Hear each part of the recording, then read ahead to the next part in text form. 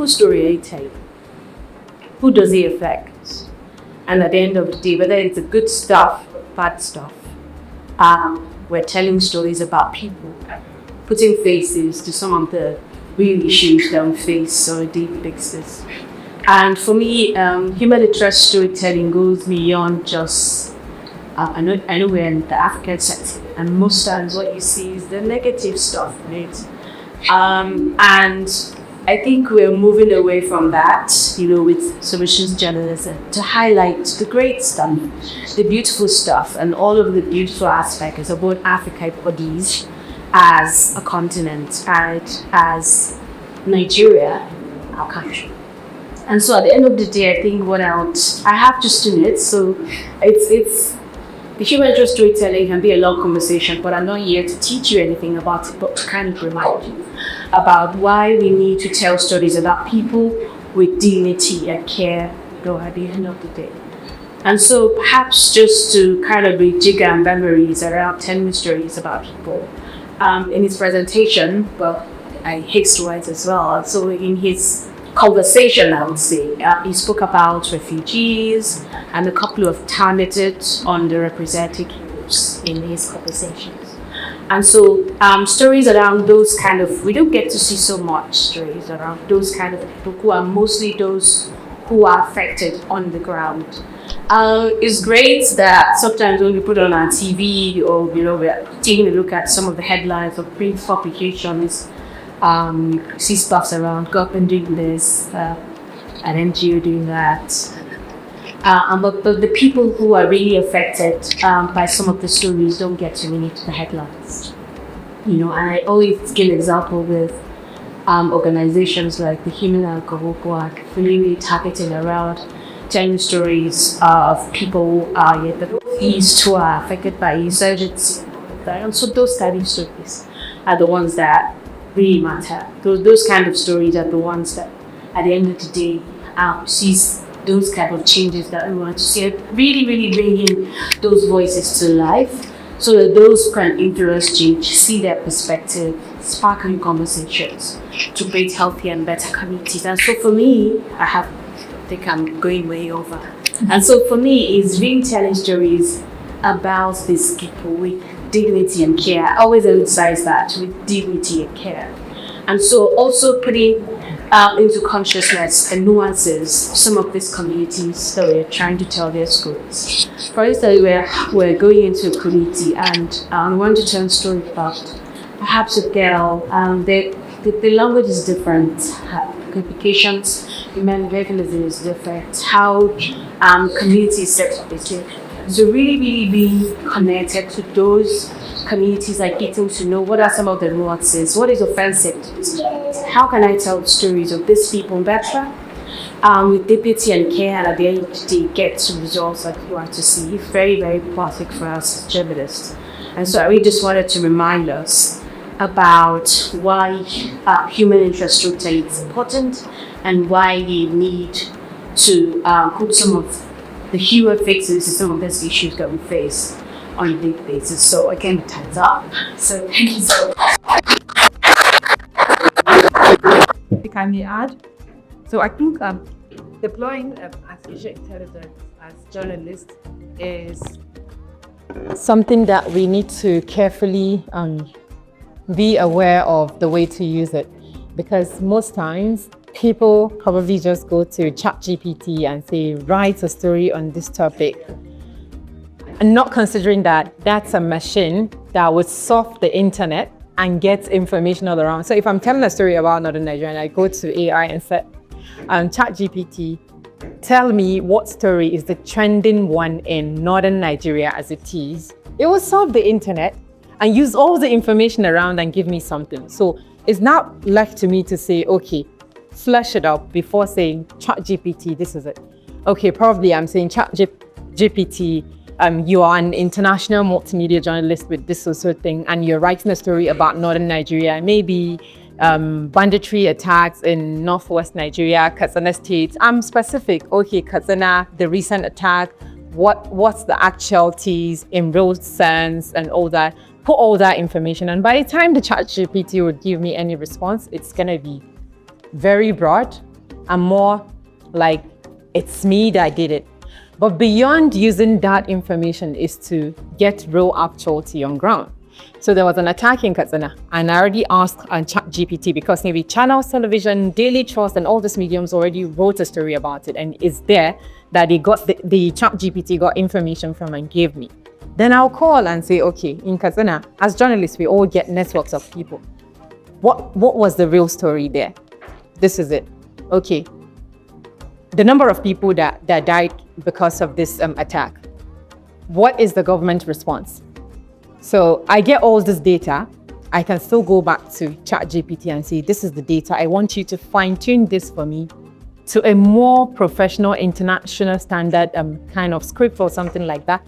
And it gives me, that's different, because when I'm defending that story, because I got information from real time, real people, and plus using machine intelligence, it makes the story more, I don't know, will I say, more robust, more international standard, more people-centered than just AI telling me this is it. Because AI would go and get maybe a wrong information somewhere because it's on the internet.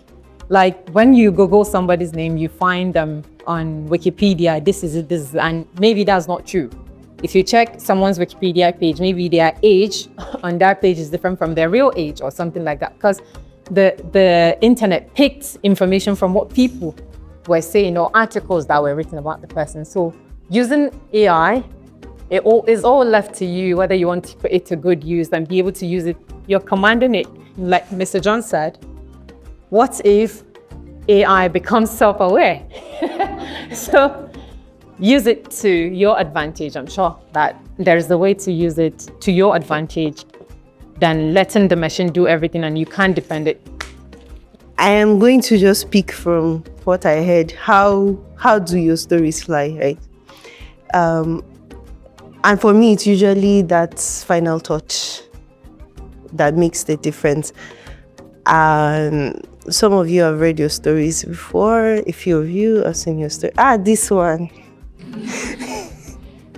We've gone out before, right?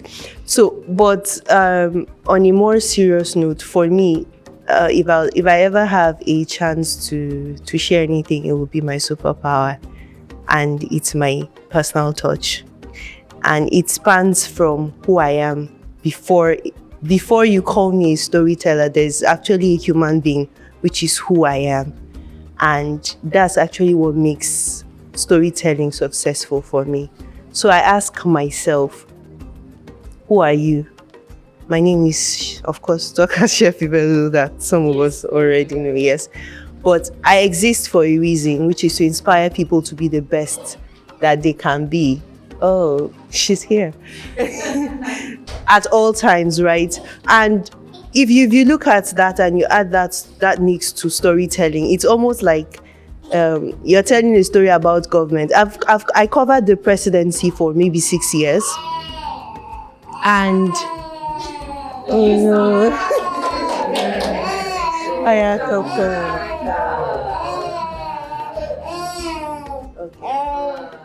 That's okay. 2 in 1 now. Okay, so we have 2 stories to tell, right? And okay, so while I was in the presidency, I was also telling local stories. But one thing has become, is always a constant, which is my stories have a signature style.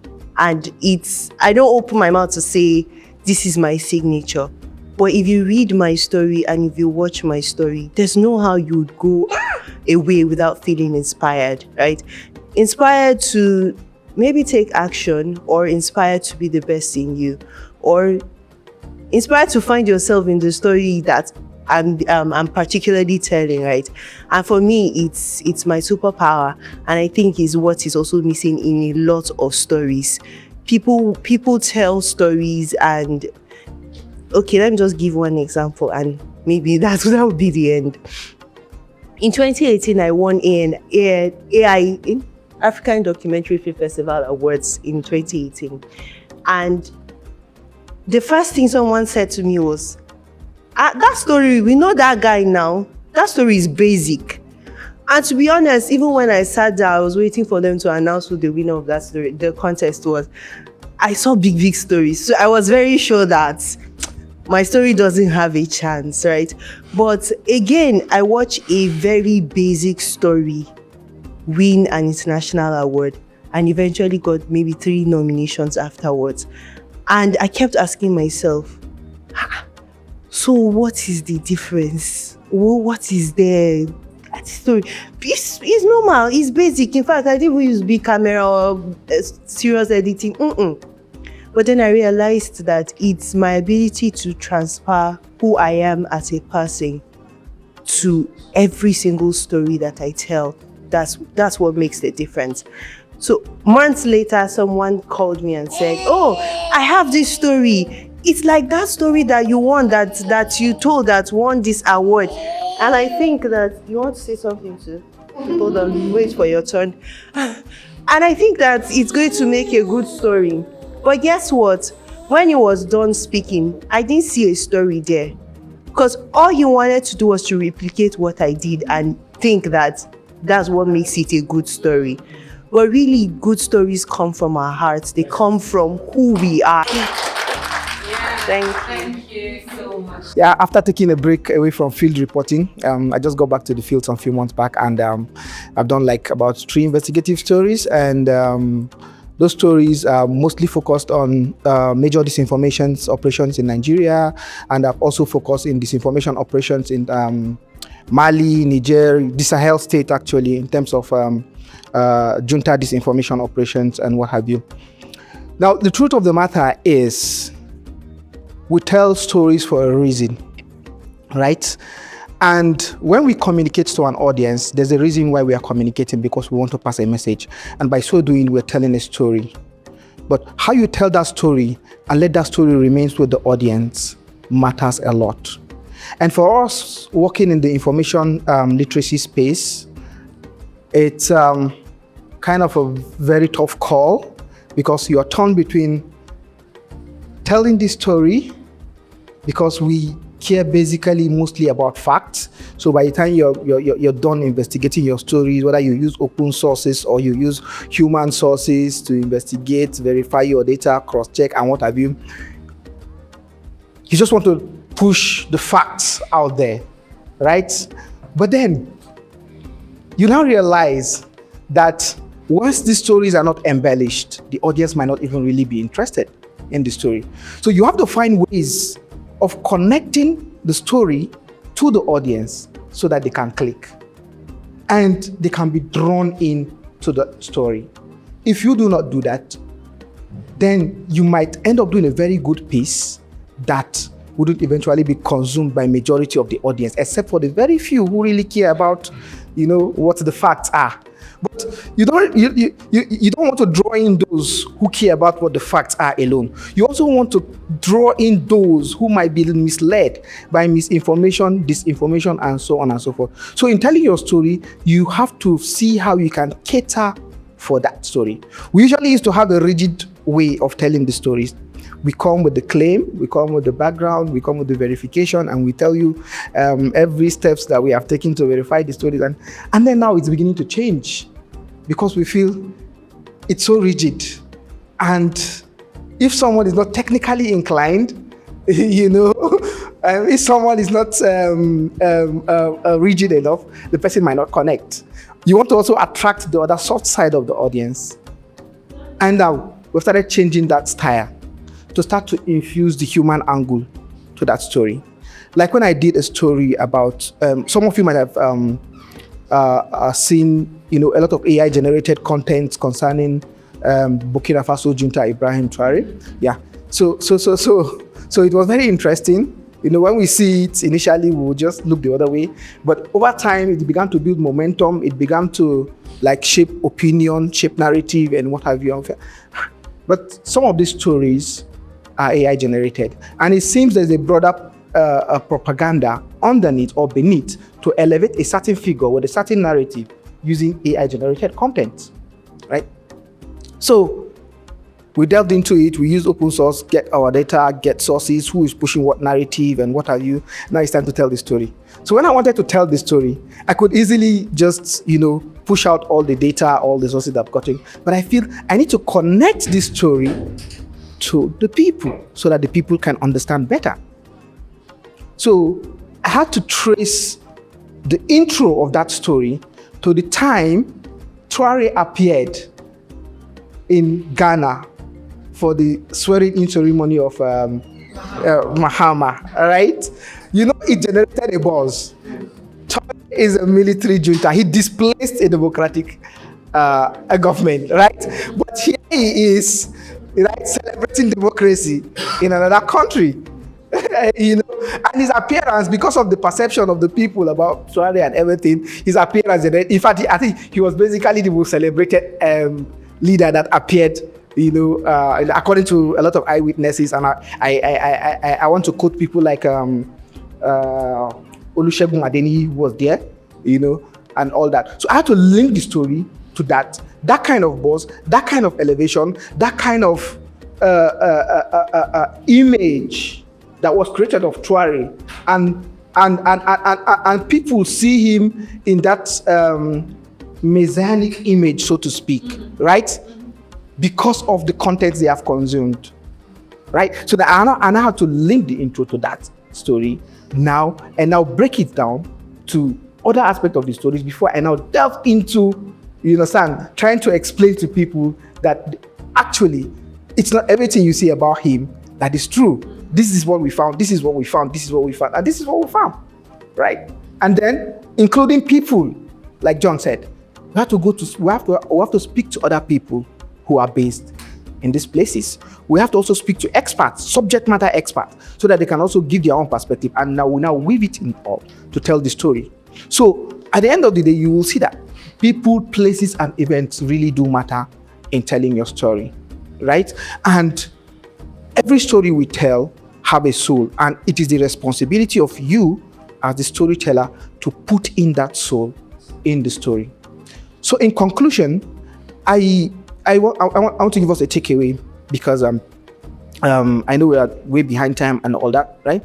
I noticed we've been talking about emerging technology, AI, and what have you, right? But I also noticed that in the conversation that we are having about emerging technology in telling stories, we are more concentrated on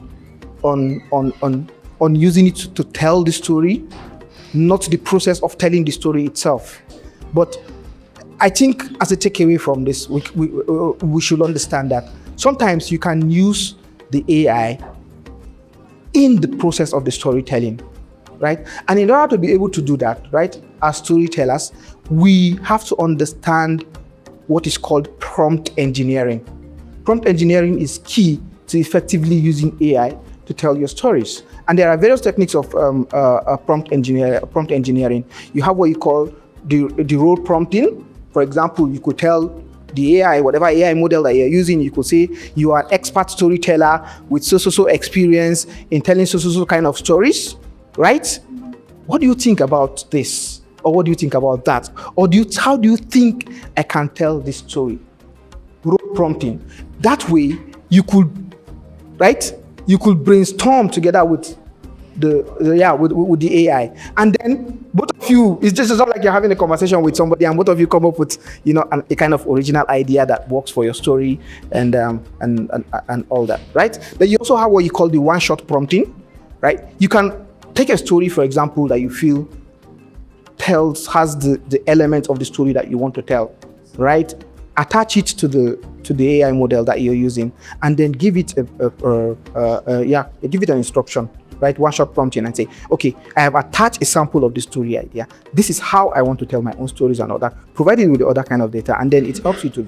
So at the end of the day, then okay, finally, let me just give an overview. There's also the meta prompting, right? Meta prompting helps you. Okay, maybe you don't even know how to prompt. You can ask AI to help you prompt, right? You are an expert in prompt engineering. Please give me prompts for so kind of stories, right? It helps you and suggests prompt for you and other. So that way you can use these prompt techniques to tell effective and standard stories that will stand out in whatever you do. Thank you so much. Time is fast spent, but I'm gonna give Samira 90 seconds. 90 seconds max. And then we can round off. Thank you so much. I don't know, PR and communication. last but not the least, I want to thank me. Okay, on a quick note, when you go out to take stories, don't look at, okay, I'm a journalist, I'm reporting for my media house. Always consider the people you're talking to. And please give them benefit of doubt, not all the time. Don't be a disruptor. What's your problem? But like, seriously, one thing I can actually say I learned in this field is authenticity. Like, if you're authentic in that field, you will scale through any challenge that comes your way. And there is this issue with media houses that do not allow you to thrive, in the sense that if a story does not align with what they want, they will not take it and air or use it. Please, there are so many media houses out there that are looking for the stories that your media house is rejecting. Just do your research and find out which media house will collect my story, no matter how much my own media house hates it. There are so many people out there, and the people you see making names for themselves in the media industry, is not that they are better than you or they do something better than you. They just know the way to navigate through the industry and put themselves on the forefront and be the better version of themselves. Thank you. Thank you so much, Samina.